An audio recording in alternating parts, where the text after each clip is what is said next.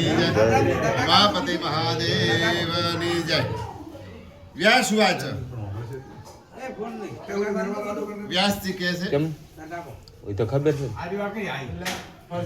અયોધ્યાની પાસે નૈમિષારણ નામના વનમાં ઘણા બધા ઋષિ મુનિઓ ભેગા મળી ગુરુ મહારાજને પ્રશ્ન કરે છે હે મહામુનિ આ પૃથ્વી લોકને વિશે અને એમાં આવા કળિયુગમાં વિવિધ પ્રકારના જપ તપ વિવિધ પ્રકારના હોમ હવન પૂજાઓ પણ વિવિધ પ્રકારની છે તેમાંથી ઉત્તમ અને શ્રેષ્ઠ પૂજન શેનું જેનાથી મનુષ્યને આ જગતના સુખની પ્રાપ્તિ થાય અને અંતમાં વૈકુંઠ ભોગવવા મળે.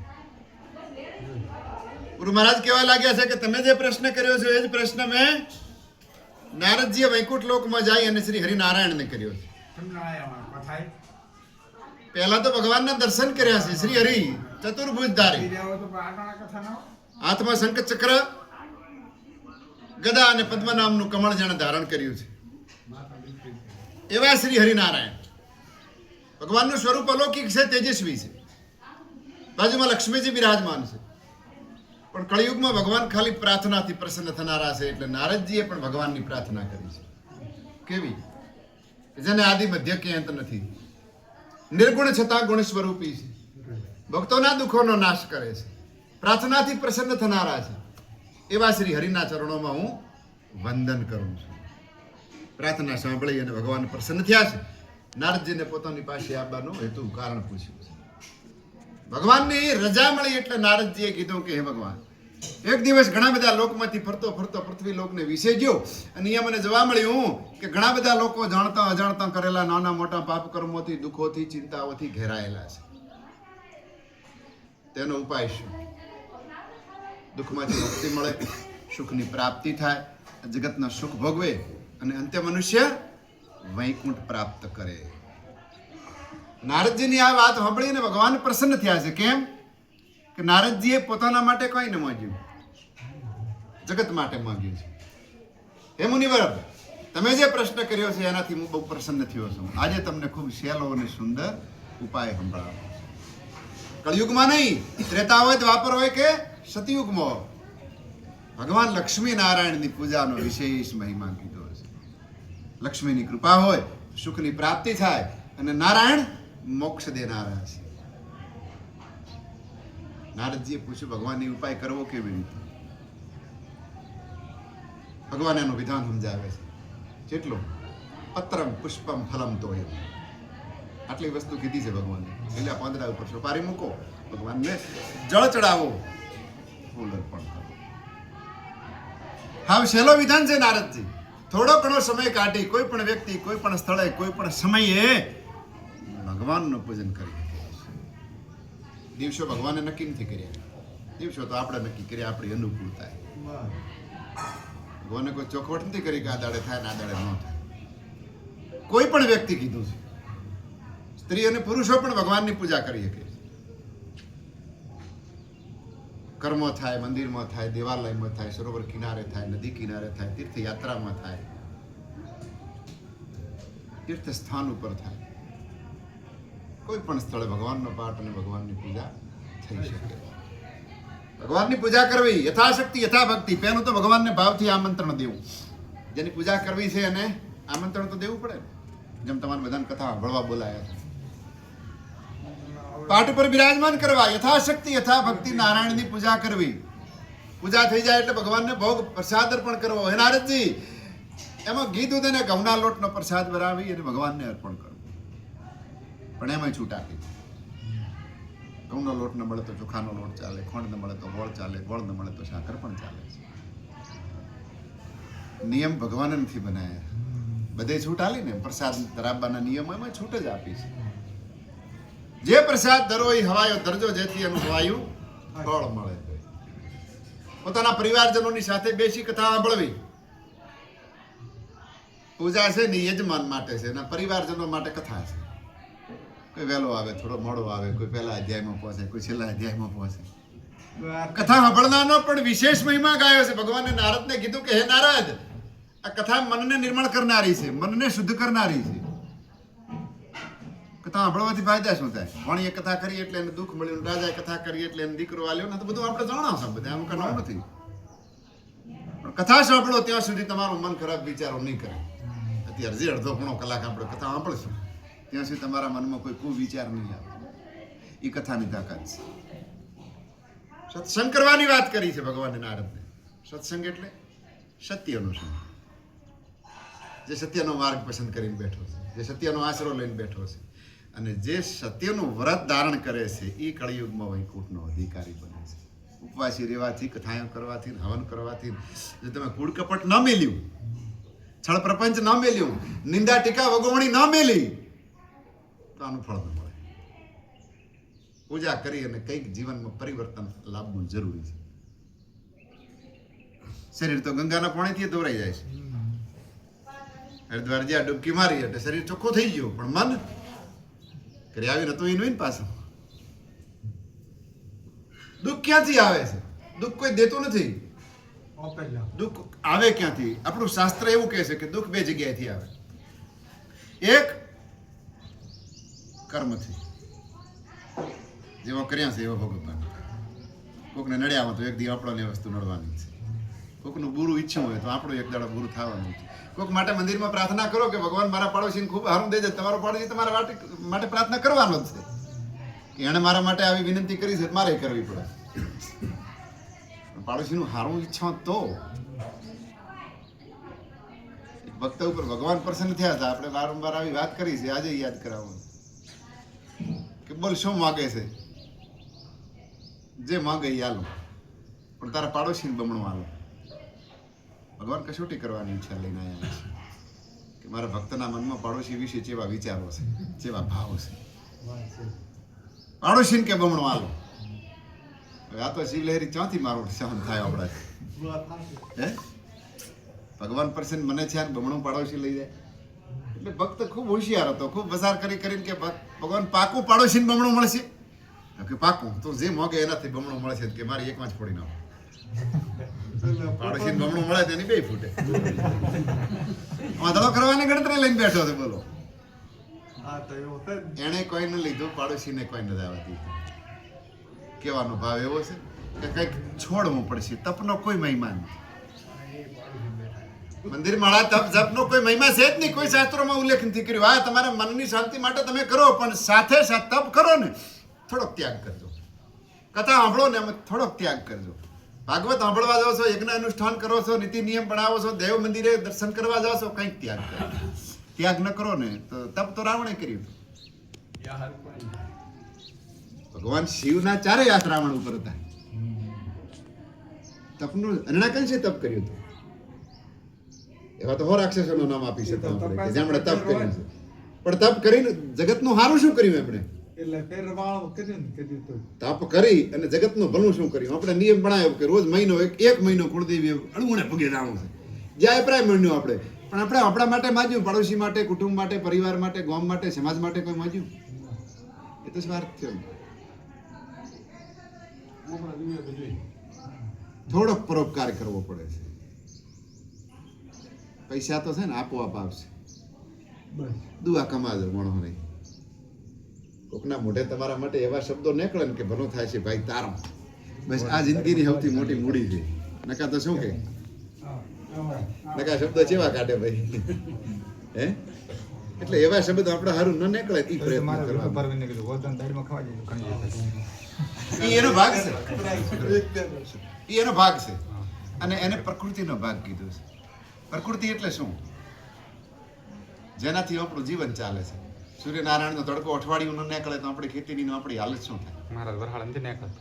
હા, તો જેવી આપણું ધાન પીળું પડી જાય છે ને, આપણું ધાન પીળું પડે છે ને, તો એ બારો માસ આપણને જીવન આપે છે. થોડો ભાગ તો માંગશે ને આપણે. જ્યાં નહીં ગયો ન જ્યાં બીજે રસ્તે લઈ ગઈ. ભૂમિ ઉપર દાણો એક નાખો છો, એ એક દાણાના બદલામાં એક જ દાણો પાછો હાલશે. એ દાડે આપણી હાલત ચેવી થાય છે કે એક નાખ્યો છે, આનો એક મળશે તમને પાછો, પણ એકના અનેક કરીને આપે છે. એ કદી ભાગ માંગે છે. એના માટે આપણે દાન પુણ્ય કરવું છે. જેનાથી આપણું જીવન ચાલે છે. એ તો ભાગ માંગતા નથી. પૃથ્વી નથી માંગતી, પવન નથી માંગતો, સૂર્યનારાયણ નથી માંગતો. તો એ નિમિત્તે આપણે દાન પુણ્ય કરવું છે. એ ભાગ જ છે એક પ્રકારનો. અને જે વસ્તુ નક્કી છે, એ જે થવાની છે એ થઈને રહેશે. એને રોકી ન શકાય. અને એવી સૌથી મહત્વની વસ્તુ મનુષ્યના જીવનમાં કે જેને રોકી નથી શકાતી અને જે દરેકને મળવાની જ છે એ મૃત્યુ. વહેલું મોડું દરેકને આવશે. કોઈ અમર પાટો લઈને કળજગમાં આવ્યું નથી. બરાબર. તો આજે દોડાદોડી મોડી છે ને જેના માટે આપણે એમાંથી કોઈ ભેગું નથી આપણે કશું નહીં. 18 અક્ષો હેણી સેના 11 કૌરવોની 7 પાંડવોની 18 અક્ષો હેણી સેના માટે મરી ગઈ. મમ્મી હારું ને એ પડી હતી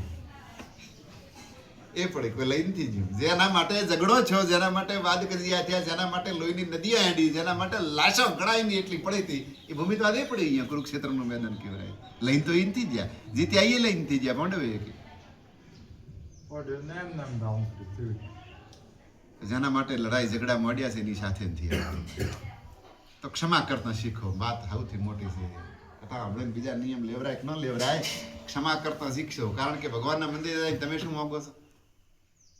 દેવ પાસે કે કુળદેવી પાસે કે શંકર પાસે કે ગોગા પાસે એ ભગવાન ભૂલચૂક માફ કરી દે. હે ભગવાન ભૂલચૂક માફ કરી દે. આપણે માફીની આશા ભગવાન કને રાખો છો તો કોકને માફ કરતા શીખવું પડશે. આપણે કોઈ નહીં કરે દઈએ નહીં કરે તો ઘણી બધી અગવડ આવે છે. ભગવાન પાસેથી માફી જોઈએ છે ને આપણે કોકને માફી દેવી નથી. જે અપેક્ષાઓ બીજા પાસે રાખો છો એ થોડાક ગુણ આપણામાં હોવા જોઈએ. અન્નનો બગાડ ન કરો ને એ સૌથી મોટી ભક્તિ છે. અને આપણને શીખવાડ્યા કોણે? તમે તમારી જાતને પ્રશ્ન કરજો કે એઠું મેલતા શીખવાડ્યા કોણે? આપણા ડોહા તો આપણું નામ શીખવાડી ગયા નથી. આપણી આગળની પેઢી તો આપણું નામ શીખવાડ્યું નથી. આપણે અહીંયાને ખાતા ધોયા છે, એઠું મેલતા નહીં, વાણ ધોઈને પાણીએ ન રેડતા પી જતા. તો આપણે શીખ્યા ચોથી આ એઠવાડો મેલતા.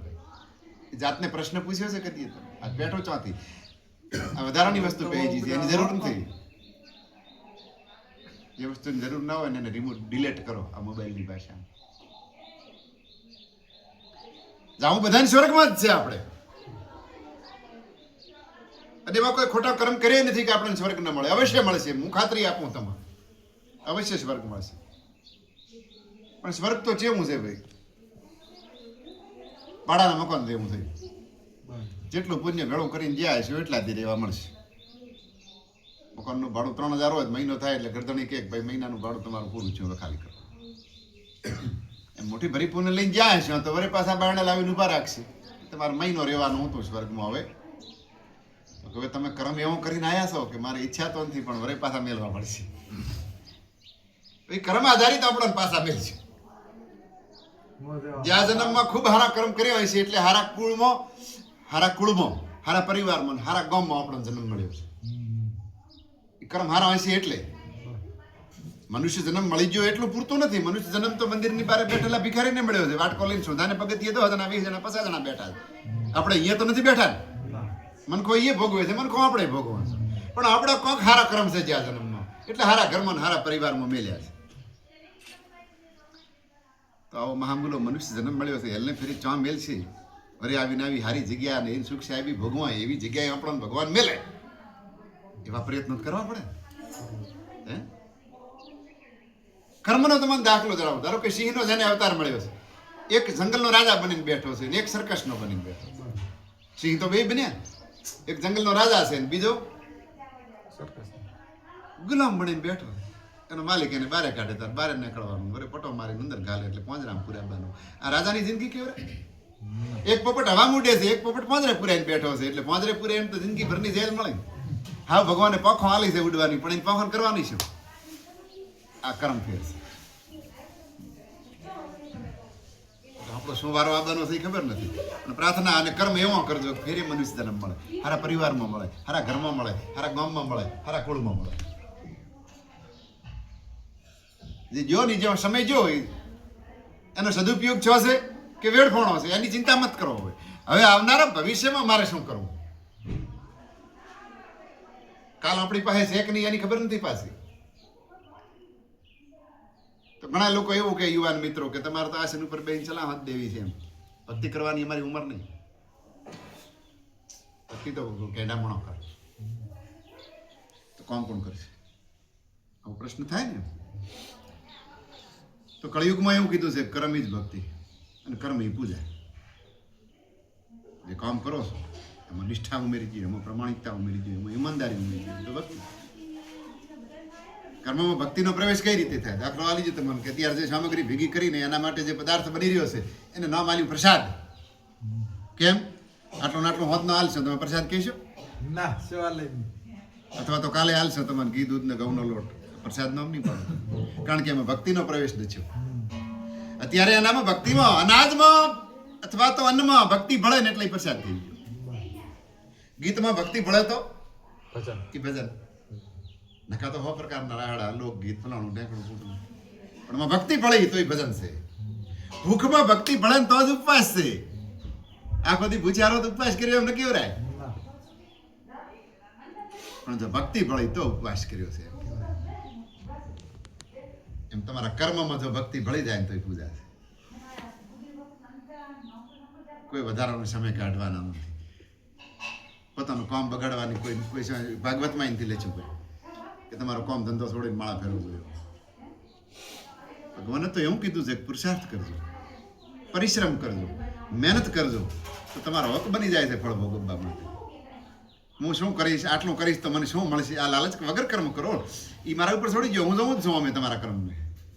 તમે આ પૃથ્વી લોકને વિશે જેમાં ડગલો ભરો છો એ બધા મારા ધ્યાનમાં છે, અને પછી આરામ કરશો તો સારું ફળ મળશે.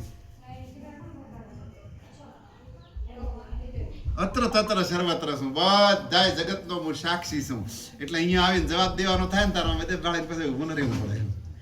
લેશન ન લાગ્યું હોય માસ્તર કે છોકરો ઊભો રહે ફૂટપટ્ટીનો માર ખાવા. એમ અહીંયા ફૂટપટ્ટી નથી, અહીંયા થોડોક અઘરો માર છે, અહીંયા થોડીક અઘરી શિક્ષા અહીંયા છે. એટલે એમાંથી આપણે મુક્ત થવા આ બધું મળ્યું છે.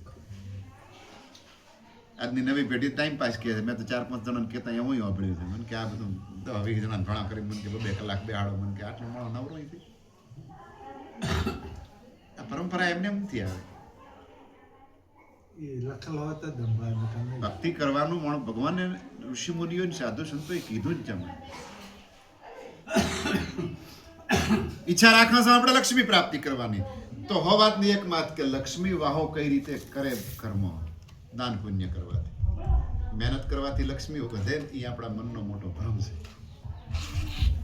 મહેનત કરવાથી લક્ષ્મી વધતી હોય તો તમારા ખેતરમાં જે ભાગીદાર રાખ્યો છે તેમાંથી ઘણી કરે. સાપો વેસવાળો હવારનો વહેલો ઉઠે, દૂધનો ફેરિયો હવારનો વહેલો આવે શહેરમાં. મહેનત કરવાથી વહેલો ઉઠવાથી જો લક્ષ્મી રાધી રહેતી હોય તો આપણા કરતા કાળી મજૂરી ઘણી કરે. પણ જ્યાં દાન પુણ્ય થાય છે, જ્યાં આવા ધર્મના દીવા જળે છે, જ્યાં પરોપકાર થાય છે, જ્યાં સેવા થાય છે, જ્યાં માનવ સેવા થાય છે, જ્યાં સમાજ સેવા થાય છે, જ્યાં ગૌ સેવા થાય છે, ત્યાં લક્ષ્મીનો વાહો થાય છે. એકલી મહેનત કરવાથી કોઈ નહીં. જે પ્રાપ્ત છું છે એમાંથી થોડો ભાગ કાઢવાની પણ આપણે ગણતરી હોવી જોઈએ. અને આ ઉમેરા કરેલા છે ને આ પાછા ભેગા આવે છે. એ કહું તમને આજે સમય આ ભગવાનના નામનું સ્મરણ કર્યું છે કે 1-2 વાર ઓમ નમઃ ભગવતે વાસુ બોલી જાય ને, વાસુદેવાય, એ ભેગું આવે છે. મનુષ્યના 3 મિત્રો કીધા જગતમાં. પહેલો ધન સંપત્તિ, જેના માટે દિવસ રાત એક કરીને આપણે પૈસો ભેળો કર્યો. 7 હવની પહેલો એનો છૂટે. શ્વાસ નીકળ્યો એટલે પડી રહ્યું તિજોરી. પેલો હેડે ખરી થોડી ભાઈ. બીજો સમય આપણો છે, આપણે પરિવાર માટે આપો છો તો પરિવાર કેટલી વાર ભેળો હેડે. બીજો 7 પરિવારનો છૂટે. સમસાનું દી આવે પાછો મળે. હવે ઘણી વાર વાટ તો અહીંથી બેહતા સમય નથી. ત્રીજો મિત્ર છે કર્મ, એ ભેગું આવે, એ પાછું ન વળે છે. મને ચડી ભેગું આવે. તો જે વસ્તુ ભેગી આવે છે ને એના માટે થોડોક સમય કાઢવો પડે.